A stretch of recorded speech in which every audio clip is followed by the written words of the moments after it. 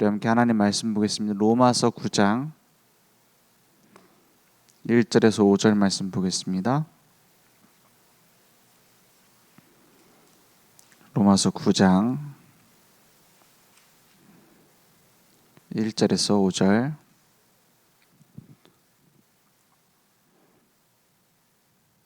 함께 한 목소리로 천천히 합독하겠습니다. 내가 그리스도 안에서 참말을 하고 거짓말을 아니하노라. 나에게 큰 근심이 있는 것과 마음에 그치지 않는 고통이 있는 것을 내 양심이 성령 안에서 나와 더불어 증언하노니, 나의 형제 곧 고륙의 친척을 위하여 내 자신이 저주를 받아 그리스도에게서 끊어질지라도 원하는 바로라. 그들은 이스라엘 사람이라. 그들에게는 양자됨과 영광과 언약들과 율법을 세우신 것과 예배와 약속들이 있고 조상들도 그들의 것이요 육신으로 하면 그리스도가 그들에게서 나셨으니 그는 만물 위에 계셔서 세세의 찬양을 받으실 하나님이시니라. 아멘. 교회사를 보면은, 교회사라는 건 교회 역사를 말하죠. 교회 역사를 보면은 유대인들이 고통을 당할 수밖에 없었던 이유를 볼 수 있습니다. 하나님께서 창세기부터 시작해서 창세기 1장부터 시작해서 모든 인류에게 중요한 근본 문제가 무엇인지, 왜 앞으로 그리스도가 와야 될 것인지 창세기 3장부터 계속 얘기하고 있어요. 진단하고 있어요. 하나님의 형상대로 만들어진 인간이 하나님을 떠나는 선악과 사건으로 계속 고통 속에 있을 수밖에 없는 겁니다. 내가 선악을 판단하고 내가 주인 되겠다고 한 거거든요. 그러니까 당연히 네피림, 육신이 될 수밖에 없어요. 육신으로 멸망할 수밖에 없어요. 많은 좋은 것을 하지만 하나님을 떠나 있는 인간의 노력은 결국엔 쾌락이고 결국에는 잠시밖에 위로해 줄 수 있는 게 아닙니다. 그러니까 계속 고통에 빠지죠. 그러니까 심판 대상입니다. 홍수가 와서 다 쓸고 가는데 막을 수가 없어요. 방주 안에 들어오면 살고 방주 밖에 있으면 죽는 겁니다. 그리스도 안에 들어오면 살고 밖에 있으면 죽는 거예요. 그게 영적 문제 아닙니까? 그러니까는 내 나름대로의 대비책이 아무 소용이 없어요. 바벨탑을 아무리 세워도 하나님 만날 수가 없고 하나님처럼 될 수가 없습니다. 그러니까 스스로 무너지는 고통 속에 있을 수밖에 없잖아요. 그래서 이 인간들에게 중요한 모델을 세우시려고 부른 게 누구냐? 아브라함입니다. 아브라함을 불러서 이스라엘 민족을 이루겠다는 거예요. 그 노인 아브라함이 자기와 아내 사라를 통해서 자손을 낳을 거라는 약속을 처음에 믿지 못했어요. 근데 하나님께서 죽은 자를 살리시는 것처럼 그 능력으로 아들 이삭을 얻게 합니다. 그 이삭의 아들이 야곱, 그 야곱이 이스라엘입니다. 곧. 그러니까 이스라엘 백성이 누구냐? 아브라함의 아들 이삭, 이삭의 아들 야곱을 통해서 이루어진 그 후손들로 세워진 나라가 이스라엘 나라예요. 어마어마하게 복받은 거잖아요. 어마어마한 모델로 쓰임받게 된 거잖아요. 그래서 이스라엘 나라가 모든 강대국에 둘러싸여 있는 가나안 땅에 딱 정착을 하게 만듭니다. 그래서 요셉을 통해서 애굽에서 중요한 민족을 이룰 수 있는 기회를 주셨죠. 비옥한 애굽 땅에서 수많은 후손들을 낳고 민족을 이루라는 거예요. 나라를 이루라는 거예요. 어떤 나라예요? 하나님의 백성. 누가 봐도 저 민족은 하나님의 백성이다, 이렇게 나타내겠다라는 거예요. 구원받은 하나님의 자녀들로. 그래서 우리가 이 예수님 그 당시에 이름 몰랐지만 앞으로 그리스도가 오실 땅, 가나안 땅에 돌아오게 됩니다. 누굴 통해서요? 모세를 통해서. 모세가 끝까지 함께하지 못하고 여호수아 갈렙에게 그 약속이 넘어갑니다. 그게 여호수아서 지금 보고 있는 말씀 아닙니까? 영적인 전쟁을 하고 하나님 말씀 따라서 언약궤 따라서 가나안 땅을 다 정복해서 이제 나라가 세워져요. 막 사사들을 세워서 우상 숭배할 때는 멸망 속으로, 우상 숭배에서 나올 때는 회복 속으로 그렇게 하나님께서 만들어 갑니다. 그러다 이제 사울 왕을 시작해서 다윗 왕, 솔로몬 왕, 그 뒤에는 나라가 또 갈라집니다. 왜요? 우상 숭배하는 솔로몬 왕. 솔로몬 왕이 꼭 잘못했다 한 가지를 뽑자면 많은 좋은 걸 했지만 하나예요. 뭐였습니까? 많은 부인들을 들여오는데 우상도 같이 들여온 거예요.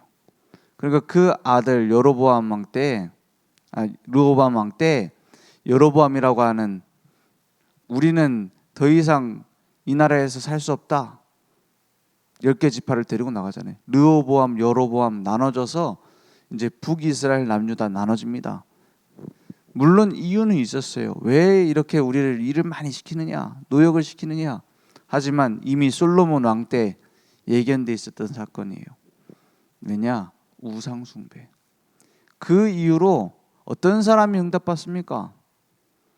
왜 우상 숭배할 수밖에 없고 왜 하나님께로 돌아와야 되는가? 왜 오직 성전에서 예배드려야 되는가? 그 이유를 아는 사람을 사용하실 수밖에 없어요. 아니 왜 굳이 그럼 성전 가서 예배드립니까? 지금도 뭐 성전 회복한다고 전쟁하고 난리잖아요.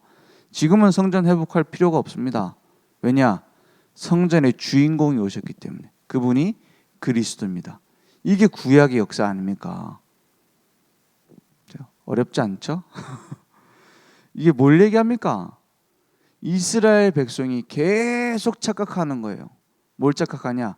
하나님이 우리를 선택하셨다. 우리는 선택된 민족, 선민이다. 그건 좋습니다. 그런데 왜 선택하셨는지, 선택하셔서 무엇을 하려고 하는지는 관심 없어요. 우리는 선택된 민족이니까는 다른 민족 다 없애고 우리가 나라를 회복해야 된다. 지금도 얻어맞는 이유잖아요. 그게 왜 선택하셨습니까? 그리스도가 이 땅에 오셔서 그 그리스도의 비밀을 증거할 증인 삼으시려고 선택한 거예요. 그런데 그 그리스도가 오셨는데 그것도 붙잡지 않고 뭐 하고 있어요? 우리는 선택됐다 이것만 하고 있어요. 메시아 언제 올지 모른다 이러고 있어요. 오셨는데 그러니까 고통 속에 있을 수밖에 없는 겁니다. 바울이 그것을 알고 끝까지 마음속에 중심 속에 품고 있는 게 뭐예요? 메시아가 그리스도가 오셨는데 우리 민족이 왜 이렇게 품지 않느냐? 왜 이렇게 그 언약을 모르고 망하는 길로 가고 있느냐? 거기에 대한 마음이 로마서 9장입니다. 그죠? 쭉 역사를 보니까 어때요? 너무나 큰 복을 받았는데 걷어찼어요.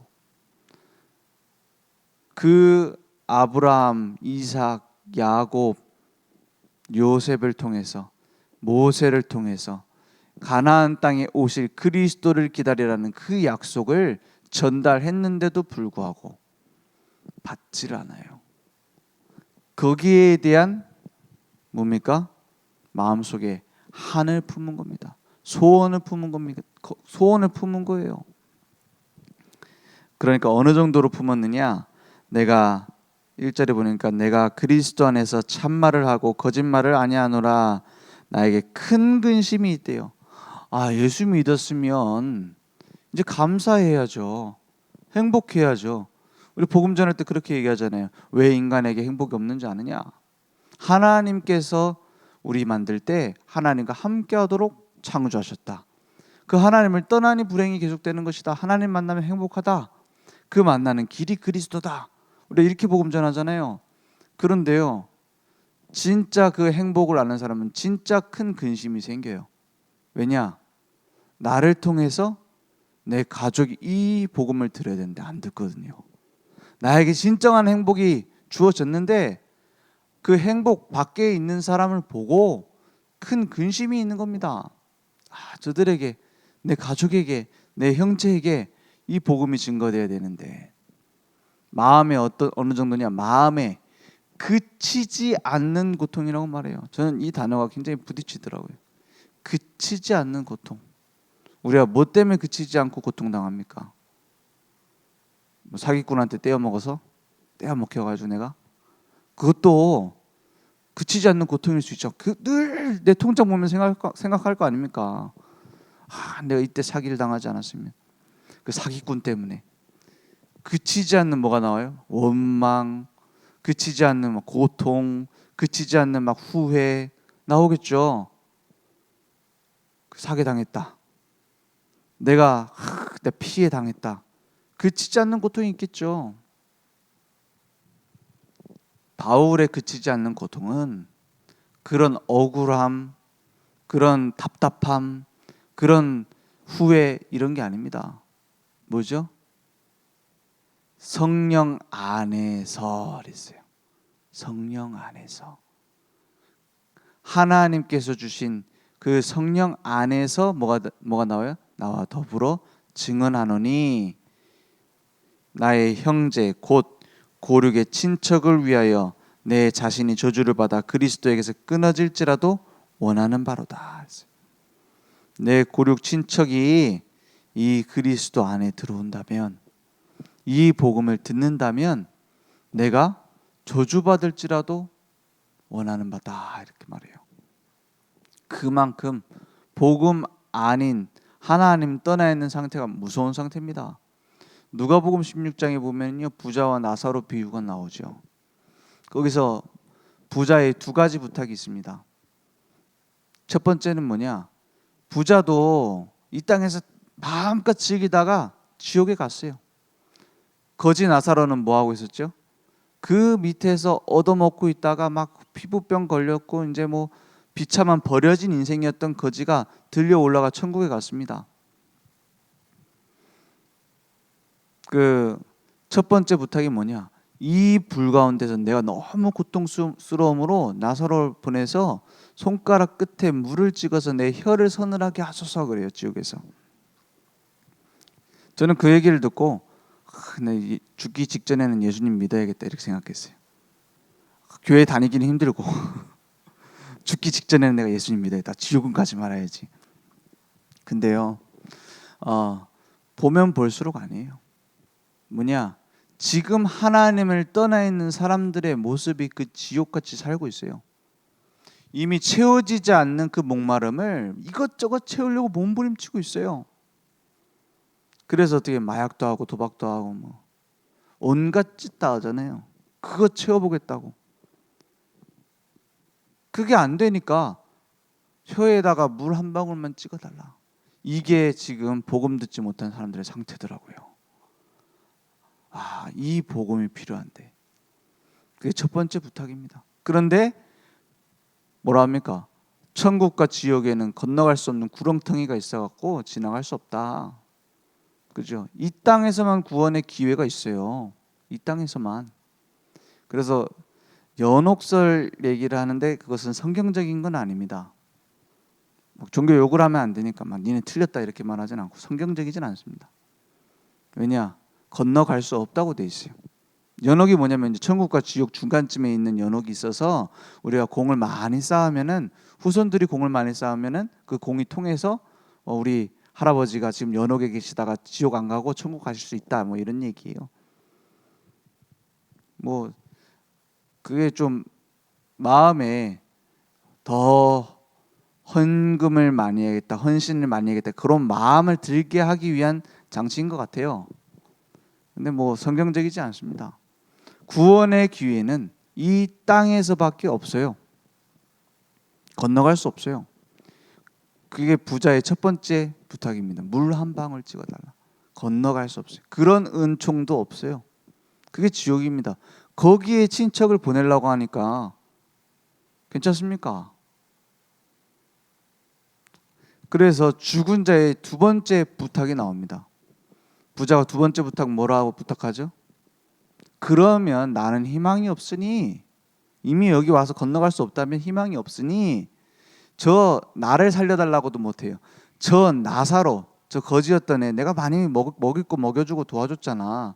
그러니까 저 나사로를 부활시켜서 무덤에서 다시 살려서 내 형제 다섯이 있는데 이 고통받는 곳에 그들이 오지 않게 얘기해달라 부탁을 합니다. 그 두 번째 부탁이에요. 그러니까 좀 안타까운 일이지만 돌아가시기 전에 예수님에 대한 얘기를 듣지 못하고 복음에 대한 말씀을 듣지 못하고 그냥 돌아가셔서 지옥에 갔다. 좀 안타까운 얘기지만 그랬다면 그 할아버지가 원하시는 것은 내 제사밥 좀 챙겨달라는 게 아니에요. 뭐죠? 니네는 나처럼 살지 말고 예수 믿어 천국 가라. 이거를 돌아가신 분이 원하는 거예요. 그렇죠? 그게 죽은 자의 소원입니다. 어떤 조상이 자손이 밥 한 번 안 챙겨줬다고 가갖고 막 저주를 내리고 고통을 주고 괴롭히고 하겠어요? 여러분 손주 보면은 막 그렇게 하고 싶나요? 내가 고통당해도 좀 자녀는 좀 잘 됐으면 좋겠고 그러지 않겠어요? 근데 무슨 제사 한 번 안 지냈다고 저주받고 그거 그 뭡니까? 돌아가시기 전에 계속 그 할아버지를 괴롭히고 있던 귀신이 그 할아버지를 흉내내는 겁니다. 그래서 꿈에 나타나고 배고프다 제사밥 챙겨라 막 이러는 거예요. 그걸 고지고대로 받아들이면 안 돼요. 그 귀신은 미혹하는 영이라 했거든요. 이방인의 제사하는 것은 귀신과 교제하는 거라고 했거든요. 그러니까 무서운 겁니다. 어떤 면에서 징그러운 겁니다. 그래서 죽은 자의 소원 두 번째, 나처럼 지옥 안 오게 저들에게 가달라는 거예요. 근데 거기에 대해서 뭐라고 대답하시죠? 뭐라고 대답이 나오냐? 이 땅에는 모세와 선지자들이 있으니 그들에게서 들을지니라 그렇게 말해요. 그래서 모세와 선지자들에게 권함을 받지 않으면 죽은 자 가운데서 부활해서 가는 자가 있을지라도 믿지 아니할 것이다 이렇게 말씀하세요. 그런데 그 말이 맞아요. 모세와 선지자라는 건 뭐죠? 모세 오경과 선지서들 성경을 말하는 거예요. 예수님 당시에는 구약 성경만 있었잖아요. 그러니까 그 성경을 가지고 니네들이 예수를 믿고 구원받고 하나님 자녀 되는 것이지 뭐 죽은 자 가운데서 부활하는 능력이 나타나면은 그러면 믿겠느냐 안 믿는다는 거예요. 근데 진짜로 그렇게 됐잖아요. 예수님이 부활했는데도 불구하고 바리새인들 안 믿잖아요. 제사장의 무리들 그 소식을 막아라. 부활했다라는 얘기를 못 퍼지게 만들어라 이렇게 나왔지 회개하고 믿지 않아요. 뭘로만 믿어요? 성경 말씀을 통해서 믿어야 되는 거예요. 그러니까 이 땅에서 이 생명의 복음, 예수님이 그리스도라는 복음을 듣는 게 얼마나 중요해요. 어떤 면에서는 한 번뿐인 기회라니까요. 영원한 기회라니까요.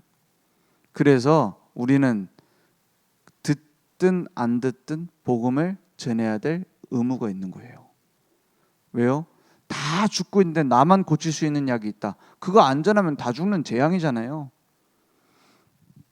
그게 하나님 자녀의 고통입니다. 다른 고통은 눈물 나는 일은 맡겨버리면 돼요.